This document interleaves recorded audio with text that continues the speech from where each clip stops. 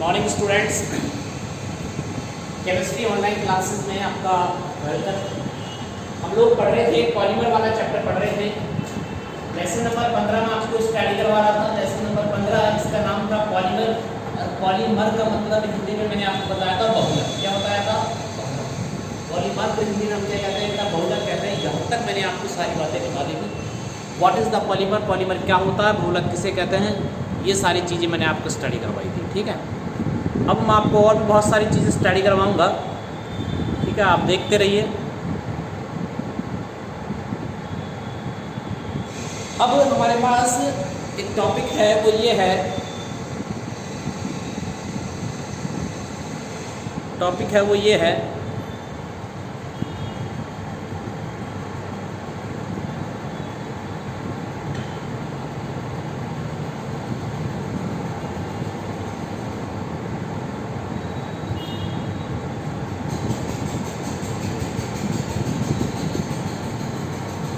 और हमारे पास जो नेक्स्ट टॉपिक है, देखो बहुलकों के बारे में हमारे पास दो होते हैं। एक हमारे पास होता है ब्रैग अणु, एक हमारे पास होता है ब्रैग अणु, और एक हमारे पास क्या होता है, बहुलक। एक होता है ब्रैग अणु और एक मेरे पास क्या होता है, बहुलक। दो चीजें होती हैं। ठीक है, ब्रैग अणु का मतलब होता है बड़े अणु, जिनका साइज बड़ा हो, आकार जिनका बड़ा हो, तो ब्रैग अणु कहा जाता है। मैक्रोमोलिक्यूल्स के नाम से उनको जो है बोला जाता है। ब्रैग अणु बड़े अणु जिनका आकार बड़ा हो, उन्हें बृहद अणु कहा जाता है। ठीक है, आपको ये पता होना चाहिए। बृहद अणु का मतलब जिनका आकार बड़ा हो, वो सारे क्या है, मैक्रोमोलिक्यूल्स हैं। वो सारे के सारे क्या है, मैक्रोमोलिक्यूल्स हैं, बृहद अणु, जिनका आकार बड़ा हो। ठीक है, फॉर एग्जाम्पल जो बहुलक होते हैं ना, उन बहुलकों में जो पुनरावृत्त जो इकाइयाँ जो होती हैं, बहुलकों में जो पुनरावृत्त इकाइयाँ जो होती है ना, वो क्या होती है, समान होती है। जो हमारे पास पॉलीमर्स होते हैं, जो हमारे पास बहुलक होते हैं ना, इन बहुलकों में जो पुनरावृत्त जो इकाइयाँ होती है, वो सारी क्या होती है, समान होती है। बहुलकों में पुनरावृत्त इकाइयाँ क्या होती है, समान होती हैं। और इनमें यहाँ जो पुनरावृत्त इकाइयाँ, इनमें जो पुनरावृत्त इकाइयाँ समान हो भी सकती है, और नहीं भी। दोनों ही चीजें हैं इसमें कि इनमें भी पुनरावृत्त इकाइयाँ होती है, वो समान हो भी सकती है और नहीं भी हो सकती। ये डिफरेंस होता है। फॉर एग्जाम्पल मैं आपसे बात करता हूँ प्रोटीन की, है ना। अब अपन ऐसे कह सकते हैं प्रोटीन किससे मिलकर बनते हैं, अमीनो अम्लों से। प्रोटीन जो होते हैं ना, वो अमीनो अम्लों से मिलकर बनते हैं। अब सभी अमीनो अम्ल रासायनिक रूप से समान हो, ऐसा संभव हो भी सकता है और नहीं हो सकता। ठीक है, तो इनमें पुनरावृत्त इकाइयाँ समान हो या नहीं हो भी सकती है। अगर मैं बात करता हूँ पॉलीथीन की बात करूँ, पॉलीथीन की एक इकाई जो होती है, पॉलीथीन की एक इकाई वो क्या है, एथीन। और एथीन हमेशा क्या होती है, सारे एथीन समान होते हैं। ठीक है, तो अपन कह सकते हैं सभी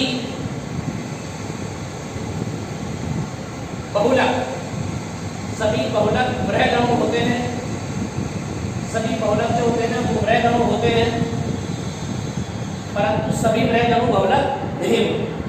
ठीक है, सभी बहुलक बृहद अणु होते हैं, लेकिन सभी बृहद अणु बहुलक हो, ऐसा संभव नहीं होता।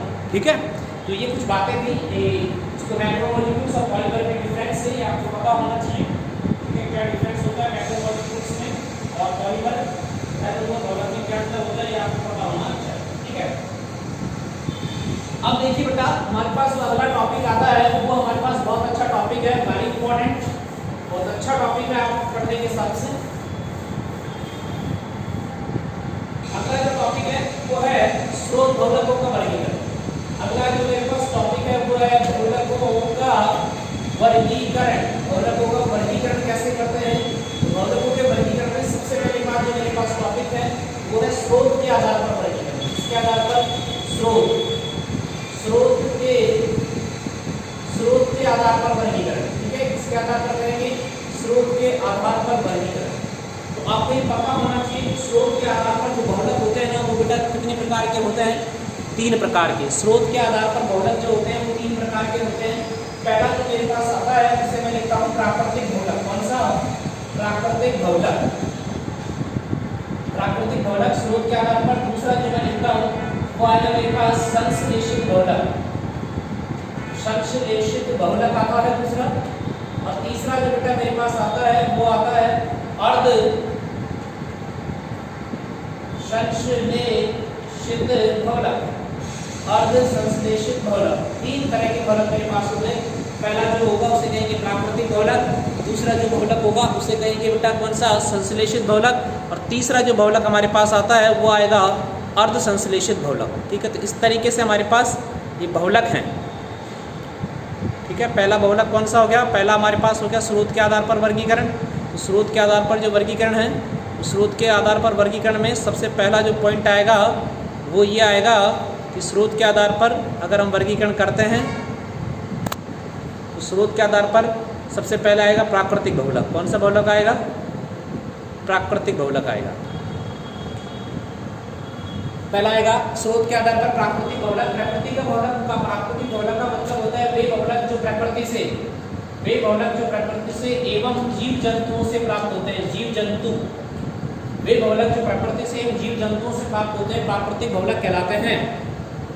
वे बहुलक जो प्रकृति से और जीव जंतुओं से प्राप्त होते हैं उन्हें प्राकृतिक बहुलक कहते हैं। प्राकृतिक बहुलकों के अगर एग्जाम्पल मैं लिखता हूँ तो रेशम। रेशम एक प्राकृतिक बहुलक होता है। ऊन एक प्राकृतिक बहुलक होती है। रेशम हुआ, उसके बाद हमारे पास होता है ऊन। ऊन भी एक प्राकृतिक बहुलक है। रेशम हुआ, ऊन हुआ, ठीक है, रेशम हुआ, ऊन हुआ, सेल्यूलोज हुआ, सेल्यूलोज भी एक प्राकृतिक बहुलक है। प्रोटीन भी हमारे पास एक प्राकृतिक बहुलक है।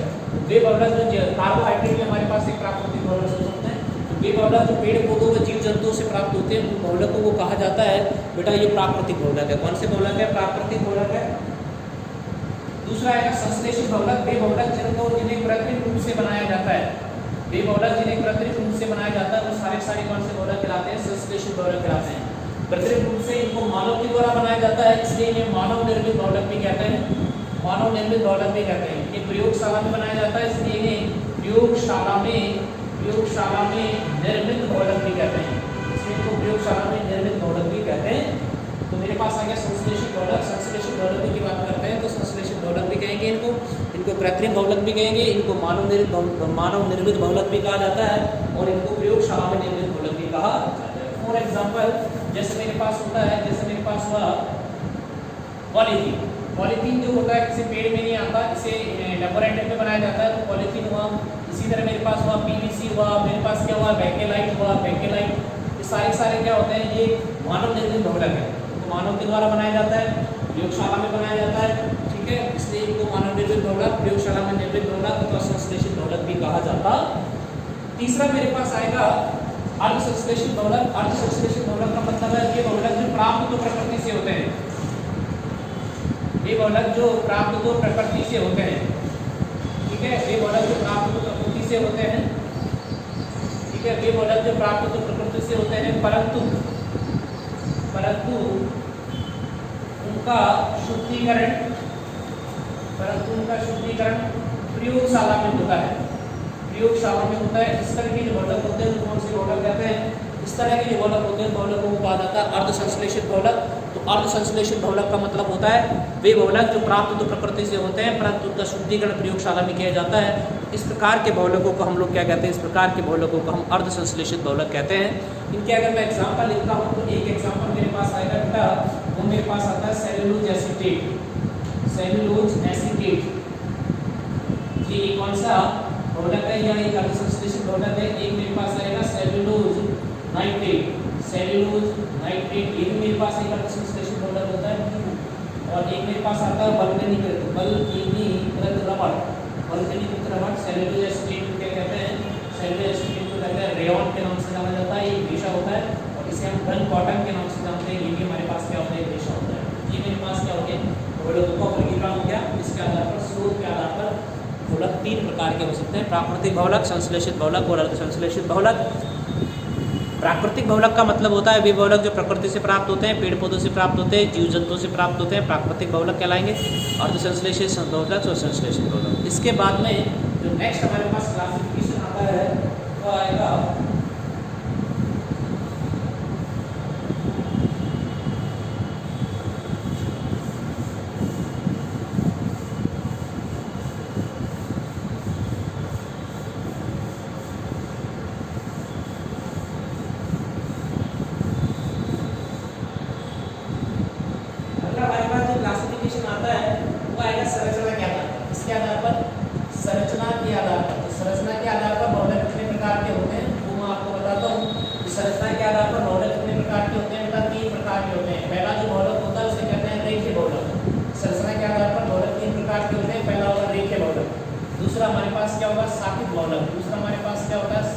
बहुलक होता है।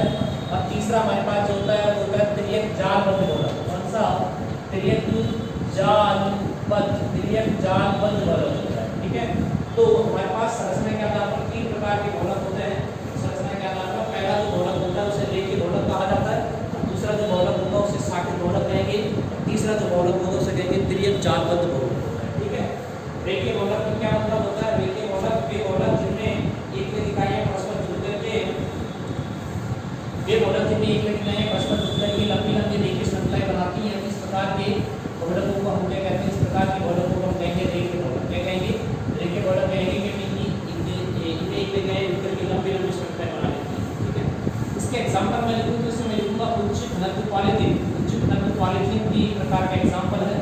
उच्च घनत्व पॉलीथीन लिखेंगे, उसके बाद मैं लिखूंगी उच्च घनत्व पॉलीथीन हो गया। उसके बाद हमारे पास पीवीसी होता है, पीवीसी हुआ। उसके बाद हमारे पास ये होता है नायलॉन, पॉलिस्टर। नायलॉन और पॉलिस्टर, ये किस प्रकार के बहुलक होते हैं? ये जो बहुलक होते हैं वो बेटा कौन से बहुलक होते हैं? ये होते हैं रेखीय बहुलक होते हैं। कौन से बहुलक होते हैं? रेखीय बहुलक होते हैं। बहुलकों को रेखीय बहुलक कहते हैं। दूसरा हमारे पास आएगा शाखित बहुलक। शाखित बहुलक का मतलब होता है वे बहुलक जिनमें एकलिक इकाइयां परस्पर सीधी श्रृंखलाएं बनाती हैं, परंतु उनमें पार्श्व श्रृंखलाएं भी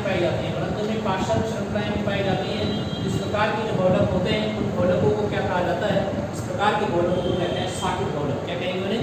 शाखित बहुलक कहेंगे। इनके एग्जांपल हम लिख सकते हैं निम्न घनत्व पॉलीथीन। निम्न घनत्व पॉलीथीन इसका एग्जांपल हो गया मेरे पास। निम्न घनत्व पॉलीथीन हो जाएगा अमाइलोपैक्टिन भी इसका एग्जांपल हो गया। अमाइलोपैक्टिन हो गया, ग्लाइकोजन हुआ, इस तरह के एग्जांपल।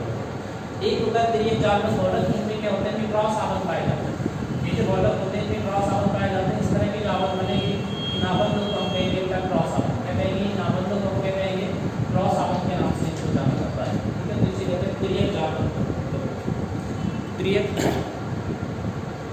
जालबद्ध बहुलक। तिर्यक जालबद्ध बहुलक का मतलब क्या है? मैंने आपको बता दिया। इनमें एक इकाइयां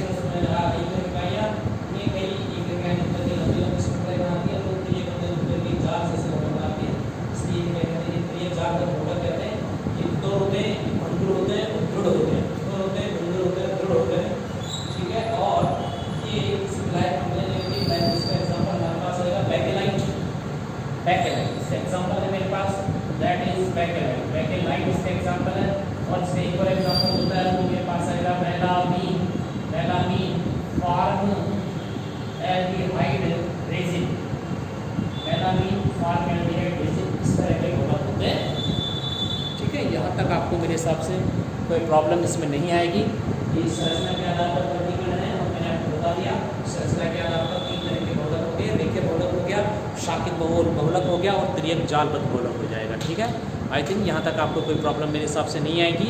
इनके एग्जांपल आपको पता होने चाहिए। रेखीय बहुलक का एग्जांपल होता है उच्च घनत्व पॉलीथीन, पीवीसी, नायलॉन, पॉलिस्टर होता है। और शाखित बहुलक का एग्जांपल हो जाएगा निम्न घनत्व पॉलीथीन, अमाइलोपैक्टिन हो जाएगा। तिर्यक जालबद्ध बहुलक का एग्जांपल हो जाएगा बैकेलाइट हो जाएगा, मेलामीन फॉर्मल्डिहाइड रेजिन हो जाएगा। इस तरह के बहुलक है, तो इनके आपको ये सब कुछ पता होना चाहिए।